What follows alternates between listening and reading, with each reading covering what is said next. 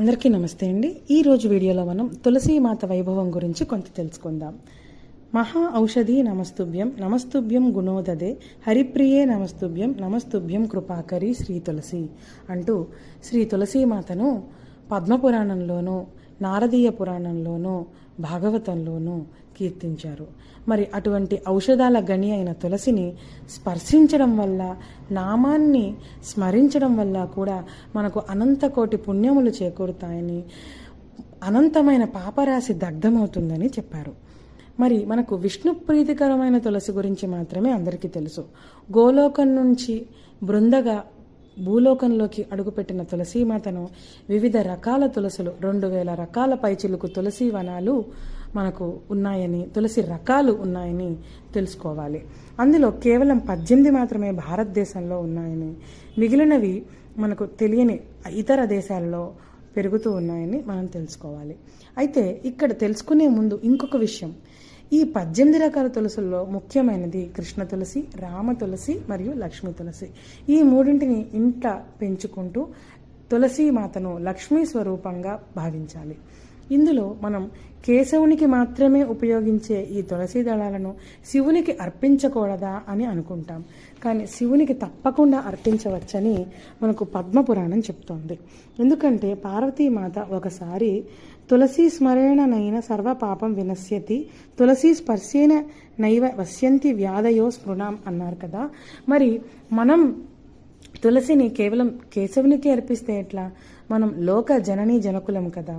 మీరు ఎందుకు విష్ణుశ్చ హృదయం శివ, శివశ్చ హృదయం విష్ణువు అన్నప్పుడు మీకెందుకు బిల్వదళాలు మాత్రమే, తులసి దళాలు అర్పించకూడదా అంటే దానికి శివుడు ఇచ్చిన సమాధానం ఏమిటి అంటే, నేను తులసి మొక్క వేరులో ఉన్నాను, తులసి యొక్క వేరు దగ్గర శివగణాలు ఉంటాయి.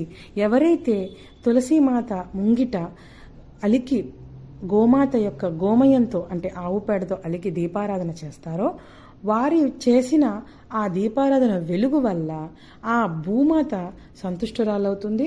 భూమాతలోని నేను నివసించి ఉన్న ఆ వేరు దగ్గర ఉన్న నేను సంతృష్టి చెందుతాను. జ్యోతి స్వరూపుడను కనుక ఆ జ్యోతి కాంతులని నేను పొంది తిరిగి మీకు ఆరోగ్యాన్ని, ఐశ్వర్యాన్ని ప్రసాదిస్తాను అని చెప్పాడట. అంతేకాకుండా దేవతలందరికీ కూడా మనము తమలపాకులు, బిల్వదళాలతో సమానంగా తులసిని కూడా శివునికి అర్పించవచ్చు అని చెప్పారు. అంతేకాకుండా మాతః దుర్గే మహేశాని తులసీ బిల్వవృక్షయో జన్మ మహత్య తత్వాన్ని కథయస్వ కృపామయి అంటూ కైలాసంలో ఈ కథను శివుడి పార్వతికి చెప్పిన కథను ఎవరైతే కూడా వింటారో వారు కూడా ధన్యులవుతారట. కాబట్టి మనం కార్తీక మాసంలో శివకేశవులు ఇరువురిని పూజించే మాసంలో బిల్వదళాలు శివునికి, తులసీమాలను కేశవునికి అర్పించేటప్పుడు ఈ విధంగా కూడా అర్పించవచ్చట. తులసీమాలను శివునికి, బిల్వమాలను కేశవునికి కూడా అర్పించవచ్చట.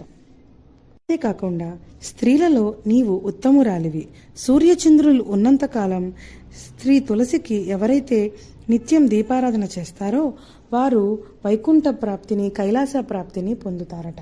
అంతేకాదు ఆమె రూపానికి ప్రదక్షిణం చేసిన, ప్రణామం ఆచరించినా కూడా భూమండలం అంతటికీ అట్టివారు ప్రదక్షిణం చేసిన ఫలితాన్ని పొందుతారట. కార్తీక మాసంలో, మాఘమాసంలో ఏ వ్రతం ఆచరించినప్పటికీ కూడా గోదాన ఫలితం కూడా లభిస్తుందని, వ్రతాలు భూలోకన ఎక్కడ చేసినా శివుని ఆజ్ఞతో తులసి కోట వద్దన చేస్తే తులసీమాత సాక్ష్యం చెబుతుందని చెప్తారట. ఇంకా చెప్తున్నాను వినండి. నీ తీర్థజలముతో తడిచిన అన్నం ఏదైనా సరే కూడా అమృతోపమానం అవుతుంది.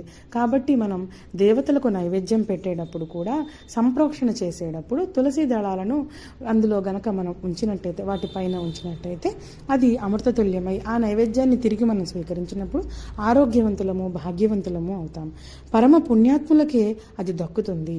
ఈ పత్రాలు చేత ఉంచుకుని ఎవరైనా అసత్య దోషం ఆడారో వారికి అసత్య దోషం పోయి మంచి అట్టివారు పొందే నరకాల నుంచి రక్షించబడి 3,000,000 దేవతలు ఏకమై వచ్చినా సరే వారు స్వర్గానికే వెళ్తారు అని చెప్పారట. తులసిని వృక్షరాజంగా అభిషేకించి ఇంద్రాది దేవతాగణ సహితంగా శివకేశవులు ఇరువురిని పూజించవచ్చని ఈ పద్మపురాణం చెప్తోంది. గోలోకవాసిని అయి శ్రీకృష్ణ ప్రేమకు పాత్రమైన ఓ గోపికకు రాధశాపం ఇచ్చిన కారణంగా భూలోకంలో తులసి మొక్కగా ఉద్భవించింది ఈ గోపిక. ధర్మధ్వజుడనే రాజునకు కార్తీక పూర్ణిమ రోజున ఆ గోపిక కుమార్తెగా జన్మించి అందచందాలతో ఆ పుత్రిక ధర్మధ్వజ దంపతుల ఇరువురిని కూడా సంతోషపెట్టింది. బాల్యం నుంచి శ్రీమన్నారాయణుని పతిగా పొందాలని సంకల్పించుకున్న తులసి బ్రహ్మను గురించి తపస్సు చేసింది. అట్టి పుణ్యాత్మురాలి యొక్క గాథను ఎవరైతే వింటారో వారు ధన్యులవుతారు అని తెలియవస్తోంది. ధన్యవాదాలు.